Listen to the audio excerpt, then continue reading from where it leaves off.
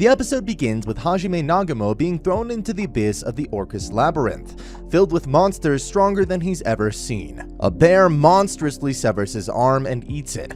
Hajime escapes by transmuting his way deep into the ground, where fortunately he finds a divinity stone that creates a constantly refilling pool of ambrosia healing fluid, allowing him to survive the removal of his arm. In flashbacks, it is revealed Hajime has no warrior skills, his only real skill being transmute, allowing him to manipulate matter. When his class entered the dungeon, they were confronted by a behemoth, and he was deliberately pushed into the abyss by one of his classmates after trying to save Kaori.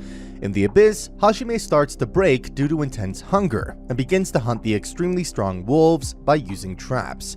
Upon eating one, the cells of the monster change his DNA, and only the constant healing from the ambrosia saves him. His body transforms, becoming much stronger due to the constant tearing apart of his muscles from the symbiosis of his and the monster's DNA and the healing of the ambrosia. After the transformation, he hunts further monsters, eating them to raise his levels and gain their physical and magical abilities. He even uses his transmutation skill to create powerful weaponry through trial and error, crafting his first pistol, Donner. Finally, he hunts and eats the bear monstrosity that ate his arm before looking for a way deeper into the abyss. The king is told of Hajime's death and, unwilling to admit to a hero's death, forbids any mention of the incident. Shizuku, Kaori's friend, reveals through flashbacks that the Pope summoned their high school class and their teacher to this world to act as heroes in humanity's war against demons and monsters. She notices her classmate, Hiyama, acting strangely, but does not hear him reassuring himself that no one saw him attacking Hajime. Hajime eventually reaches a giant stone door and defeats the guardians, retrieving keys from their corpses. Kaori is determined not to give up on finding Hajime. Behind the doors, Hajime finds a young girl imprisoned in a crystal, but decides to leave her, believing she must be a monster imprisoned for a reason. She admits she is an immortal vampire princess, but insists she was betrayed by an uncle who wanted her position. But unable to kill her, he sealed her away. Feeling sympathy for being betrayed himself, Hajime frees her. Deciding to abandon her old name, she asks Hajime for a new one, so he names her Yue for the moon, as her golden hair reminds him of moonlight. Hajime and Yue are attacked by a giant scorpion monster. Yue feeds on Hajime's blood, recovering her magic, and they kill the scorpion. While eating the flesh, Hajime tells Yue all vampires were exterminated 300 years ago, making her the last vampire. Yue explains the labyrinths were built by mavericks, powerful magic users who attempted and failed to defeat God. So they each constructed a labyrinth as sanctuaries against God's revenge and may still be alive on the deepest floors. Hajime transmutes the scorpion shell to create a rifle named Schlagen. Hajime tells Yue how he was betrayed but no longer cares about his classmates, or even revenge. He just wants enough power to return to Japan. And as Yue no longer has a home, he asks her to go with him. Hajime's classmates decide to enter the labyrinth again. Hajime and Yue enter a floor where all monsters are infected and psychically controlled by a plant-like monster. Yue is infected, however one of the monsters Hajime previously ate makes him immune to the infection, allowing him to kill the monster. Several days later, they reach the bottom floor and prepare to face the final boss monster. Hajime and Yue confront the final boss, a giant hydra-like monster with 6 heads, each capable of a different type of magic, and one which can heal the others. Yue is distracted by the fear-inducing hypnosis of a second head, and almost eaten, so Hajime snaps her out of it with a kiss. Hajime succeeds in using Schlagen to destroy the 3 heads, including the healing head, and Yue destroys the remaining 3 with lightning. Before they can relax, a surprise 7th head emerges. Hajime is injured protecting Yue, and Schlagen is destroyed. Seeing Hajime unconscious, Yue drags him to safety and tries to attack with his pistol but is injured. Even unconscious, Hajime hears Yue crying and somehow increases his speed such that he can dodge all attacks. He explodes grenades all around the room, dropping the roof on its head and allowing Yue to kill it for good with lightning. As the final door opens, Hajime passes out from exhaustion. Meanwhile, Aiko Hariyama, Hajime's teacher, also summoned as a hero, argues with the Pope, who is insisting they re-enter the labyrinth. The Pope agrees to only send students that volunteer, as long as Aiko continues her fertility magic to support the kingdom's struggling agriculture. Hajime awakens in a bed with Yue having lost his right eye, and learns that they're in the Maverick's home.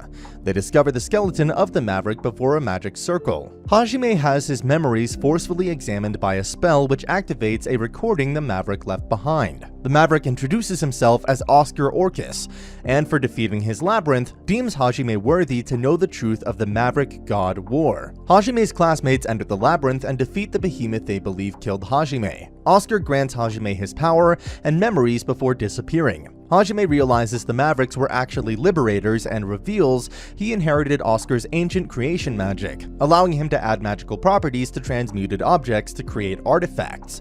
They bury Oscar and Hajime takes his ring, which controls a portal to the surface.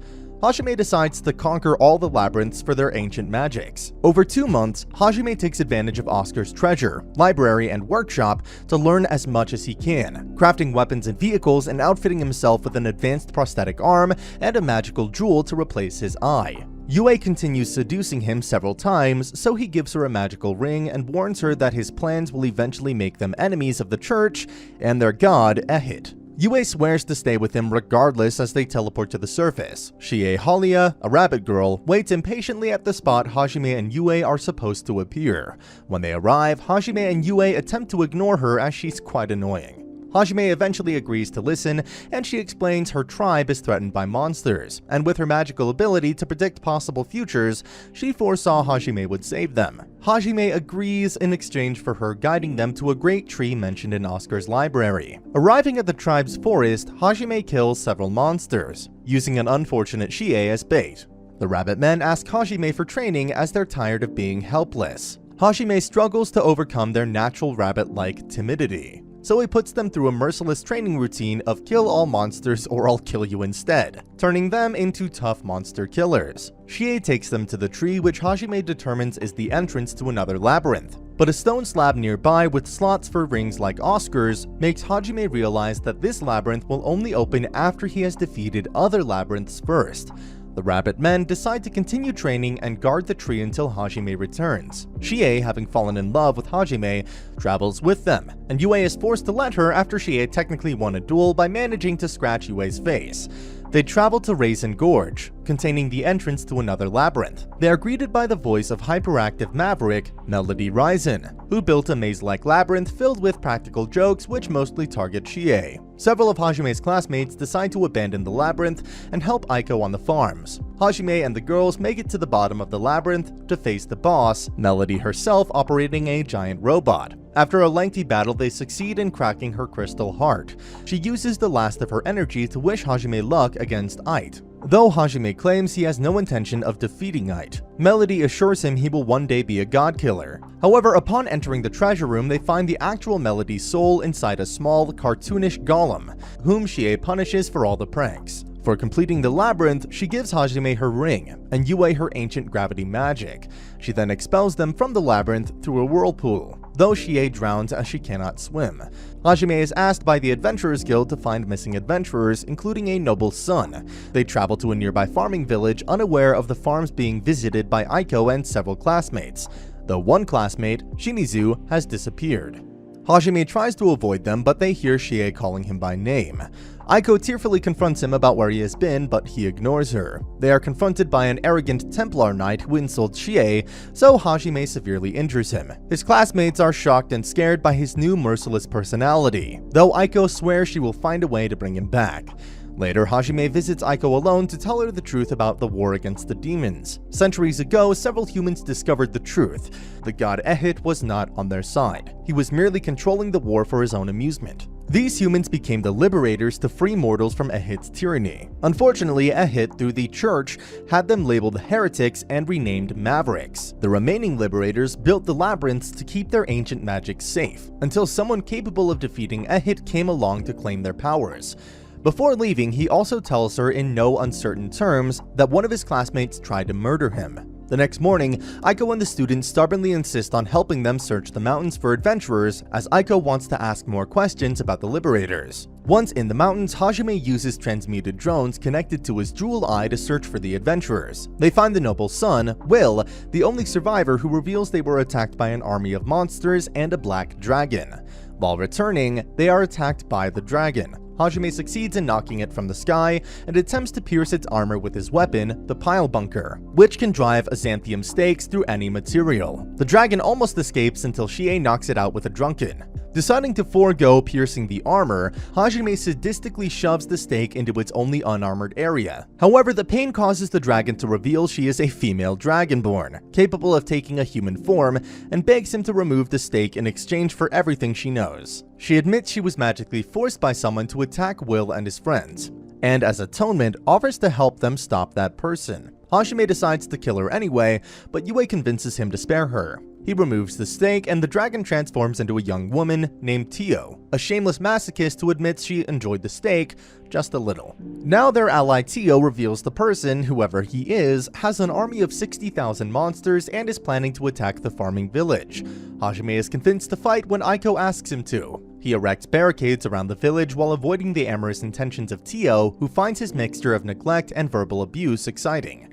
Hajime decides to dedicate their victory to Aiko, goddess of plenty, embarrassing her, then proceeds to massacre the monster army with transmuted miniguns and rocket launchers. With his ammunition depleted and Yue and Tio out of magic, Hajime and Chie rush to capture the mysterious robed commander as the monsters retreat. Hajime realizes the commander is the missing Shimizu. Shimizu admits that he was disappointed not to be the only summoned hero, especially as he paled in comparison to his more powerful classmates, so he signed a contract with a demon, power in exchange for killing Aiko. He scratches Aiko with a poisonous needle, but is shot from behind by a monster spider. Hajime shoots the spider and heals Aiko with ambrosia via a kiss. As Shimizu lies dying, he offers loyalty to Hajime, who spots the lie in his eyes and mercilessly executes him, devastating Aiko. As they leave, Yue correctly guesses the sniper was aiming at Aiko, so Hajime finished killing Shimizu so Aiko would blame him and not herself, enabling her to recover much quicker psychologically. A slavery gang captures a rare mermaid child named Mew and decided to sell her.